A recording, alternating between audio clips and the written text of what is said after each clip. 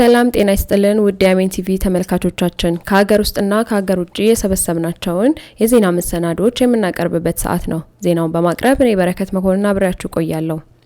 በቅድሚያም አርዕስተ ዜና። የኢትዮጵያ ወንጌላውያን አብያተ ክርስቲያናት ህብረት የፋሲካ ፕሮግራምን አስመልክቶ በጽህፈት ቤቱ ጋዜጣዊ መግለጫ ሰጠ። ትራምፕ ከኢራን ጋር ስምምነት ባይደረስም ጦርነቱ በ2 ወይም በ3 ሳምንት ውስጥ እንደሚያበቃ ተናገሩ። አሁን ደግሞ በዝርዝር ወደምናያቸው መረጃዎች እንሸጋገራለን።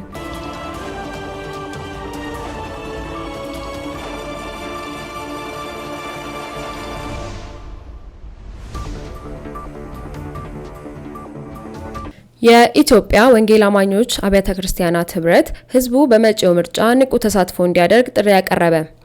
የኢትዮጵያ ወንጌላውያን አማኞች አብያተ ክርስቲያናት ህብረት የትንሣኤ በዓልን አስመልክቶ በሰጠው ጋዜጣዊ መግለጫ በመጪው ሀገራዊ ምርጫ ዙሪያ ያለውን አቋምና ለምዕመናን ያስተላለፈውን ጥሪ ይፋ አድርጓል። ህብረቱ በመጪው ምርጫ ህዝቡ በንቃት እንዲሳተፍ ጥሪ ያቀረበ ሲሆን ይህም እንደ ዜጋ ያለውን ድርሻ እንዲወጣና ለአገራዊ ሰላምና ዲሞክራሲ ግንባታ የበኩሉን አስተዋጽኦ እንዲያበረክት የታለመ መሆኑ ገልጿል። ከምርጫው ሂደት ጋር ተያይዞ አገሪቱ ወደ ተሻለ መረጋጋትና ሰላም እንድትሸጋገር ምዕመናን ለሀገር ጸሎት እንዲያደርጉ የህብረቱ ፕሬዝዳንት ፓስተር ደረጀ ታፈሰ አሳስበዋል። ህብረቱ በ17 ክልሎች ያለውን ሰፊ መዋቅር በመጠቀም ከወንጌል ስርጭት ባለፈ በአገራዊ ጉዳዮች ላይ ማህበረሰቡን የማንቃትና የማስተባበር ስራዎችንም እንደሚሰራ ተመልክቷል። የደቡብ ኢትዮጵያ ክልል የጋሞ ዞንና አርባ ምንጭ ከተማ ወንጌላውያን አብያተ ክርስቲያናቶች ህብረት በጋሞ ዞን በተፈጥሮ አደጋ ለተጎዱ ወገኖች ከ400 ሺህ በላይ የአይነትና የገንዘብ ድጋፍ አደረጉ። የደቡብ ኢትዮጵያ ክልል የጋሞ ዞንና አርባ ምንጭ ከተማ ወንጌላውያን አብያተ ክርስቲያናቶች ህብረት በጋሞ ዞን በተፈጥሮ አደጋ ለተጎዱ ወገኖች ከ400 ሺህ በላይ የአይነትና የገንዘብ ድጋፍ አድርገዋል። የአብያተ ክርስቲያናቶች ህብረት በአደጋው በደረሰው ጉዳት እጅጉን ማዘናቸውን የደቡብ ኢትዮጵያ ክልል ወንጌላውያን አብያተ ክርስቲያናት ህብረት የስራ አመራር ቦርድ ሰብሳቢ ዶክተር ማርቆስ አብሶ ገልጸዋል።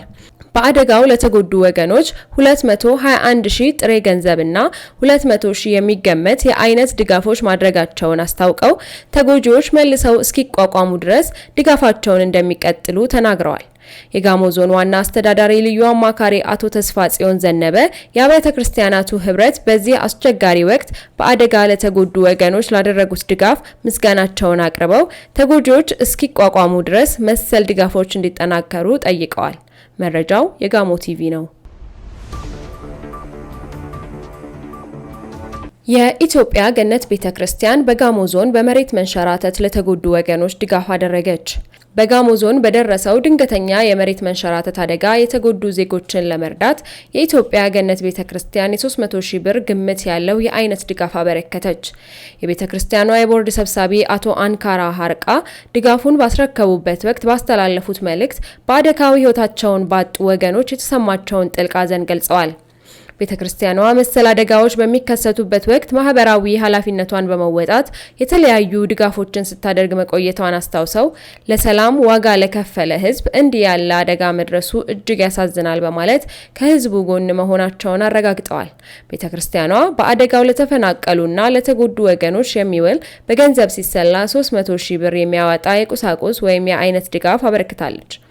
ድጋፉ የተረከቡት የጋሞ ዞን ዋና አስተዳዳሪ ልዩ አማካሪ አቶ ተስፋ ጽዮን ዘነበ ቤተክርስቲያኗ በችግር ወቅት ላሳየችው አጋርነት ምስጋናቸውን አቅርበዋል።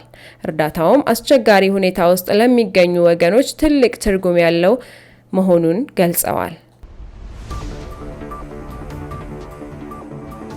ትራምፕ ከኢራን ጋር ስምምነት ባይደረስም ጦርነቱ በ2 ወይም በ3 ሳምንት ውስጥ እንደሚያበቃ ተናገሩ። የአሜሪካው ፕሬዝዳንት ዶናልድ ትራምፕ በኢራን ላይ እየተካሄደ ያለው የአሜሪካ ወታደራዊ እርምጃ በሚቀጥሉት 2 ወይም 3 ሳምንታት ውስጥ ሊያበቃ እንደሚችል ገለጹ። ፕሬዝዳንት ትራምፕ እንደተናገሩት የኢራን መንግስት ለሚቀጥሉት ዓመታት የኒውክሌር መሳሪያ መገንባት እንደማይችል እርግጠኛ ከሆኑ በኋላ አሜሪካ ስምምነት ቢኖርም ባይኖርም አካባቢውን ትለቃለች በማለት ተናግረዋል። ትራምፕ አክለውም ወታደራዊ ዘመቻው ግቡን እየመታ መሆኑን አመልክተዋል። የኢራኑ ፕሬዝዳንት መስዑድ ፔዜሽኪያን በበኩላቸው ጠላቶቻቸው ጦርነቱ ዳግም እንደማያገረሽ ዋስትና እስከሰጡ ድረስ ቴህራን ጦርነቱን ለማቆም አስፈላጊውን ፍላጎት እንዳላት ገልጸዋል። በሌላ በኩል ቻይናና ፓኪስታን ጦርነቱን ለማቆም የሚያስችል የ5 ነጥብ እቅድ አውጥተዋል። ከእቅዱ መካከል በአስቸኳይ የተኩስ አቁም ስምምነት ማድረግ፣ የሆርሙዝ የባህር ወሽመጥን በድጋሚ ለንግድ ክፍት ማድረግ የሚሉት ተጠቃሽ ናቸው። ቻይና በዚህ ግጭት ውስጥ ጣልቃ የገባችው በዓለም አቀፍ የንግድ መስመር ላይ እየደረሰ ያለውን ተጽዕኖ ስላሳሰባት እንደሆነም ተገልጿል። ምንም እንኳን የሰላም ጥሪዎች ቢኖሩም በእስራኤልና በኢራን መካከል የሚሰነዘሩ ጥቃቶች ቀጥለዋል። በተጨማሪም ኢራን በጎረቤት የባህረ ሰላጤ ሀገራት ላይ ጥቃት በመሰንዘር ላይ የምትገኝ ሲሆን በዚህም ምክንያት በኩዌት ዓለም አቀፍ አውሮፕላን ማረፊያ ላይ በደረሰ የድሮን ጥቃት ቃጠሎ ተከስቷል። እንዲሁም በካታር የባህር ዳርቻ ላይ አንድ የነዳጅ ጫኝ መርከብ ጥቃት ደርሶበታል። ሁለቱም ሀገራት ጥቃቶች እንደተሰነዘሩባቸው ሪፖርት ያደረጉ ሲሆን በዚህ ጦርነት እስካሁን በሺዎች የሚቆጠሩ ሰዎች እንደተገደሉም ታውቋል። አብዛኛው ጉዳት የደረሰውም በኢራን እና በሊባኖስ ውስጥ መሆኑም ታውቋል። ኢራን ለኢትዮጵያ ቅርብ የሆነውን ወሳኝ የባህር መተላለፊያ ልትዘጋ እንደምትችል አስጠነቀቀች። ኢራን የሆርሙዝ ወሽመጥን ተከትሎ አሁን ደግሞ በአፍሪካ ቀንድ አቅራቢያ የሚገኘውን ስትራቴጂካዊ የባብ ኤል ወንደብ ወሽመጥን ልትዘጋ እንደምትችል መዛቷ በዓለም አቀፍ ንግድ ላይ ከፍተኛ ስጋት ጥሏል። የኢራን እስላማዊ አብዮታዊ ዘብ ጋር ግንኙነት ያላቸው ወታደራዊ መኮንን እንደገለጹት አሜሪካ በኢራን ግዛት ላይ ወታደሮቿን ካስተማራች ቴህራን ጦርነቱን ወደ ሌሎች ግንባሮች የማስፋት አቅም አላት ብለዋል። በተለይም አሜሪካ የኢራን ዋና የነዳጅ ማከማቻ የሆነውን የሀርግ ደሴትን ካጠቃች ኢራን የባብ ኤል መንደብን ወሽመጥን በመዝጋት የአካባቢውን የንግድ እንቅስቃሴ እንደምታደናቅፍ አስታውቃለች። የአሜሪካው ፕሬዝዳንት ዶናልድ ትራምፕም የኢራንን ነዳጅ መውሰድ እንደሚፈልጉና ደሴቲቱን ለመያዝ እያሰቡ መሆናቸውን ገልጸው ውጥረቱን ይበልጥ አባብሰውታል። ኢራን ይህንን 115 ኪሎ ሜትር ርዝመት ያለውን ወሽመጥ ለመዝጋት ፍላጎቱም ሆነ ችሎታው አለኝ ማለቷ በዓለም አቀፍ የነዳጅ ዋጋና የሸቀጦች ዝውውር ላይ ከፍተኛ መስተጓጎል ሊፈጥር እንደሚችል ተነግሯል። በተለይም በአፍሪካ ቀንድ አካባቢ የሚገኙ ሀገራት የንግድ እንቅስቃሴ በዚህ ውጥረት ሳቢያ በቀጥታ ሊነካ እንደሚችል ተንታኞች ስጋታቸውን እየገለጹ ነው። በአሁኑ ወቅት የአሜሪካና የኢራን ፍጥጫ ወታደራዊ ብቻ ሳይሆን የዓለምን የምጣኔ ሀብት ደህንነት የሚፈታተን ደረጃ ላይ መድረሱ ተገልጿል። ለሰዓቱ የሰበሰብንላችሁ የዜና መሰናዶዎች ይህንን ይመስሉ ነበር። ቀጣይ በሌላ መረጃ እስክንገናኝ ቸርን ሰንብት። አሚን ቲቪ የወንጌል ድምጽ ነው።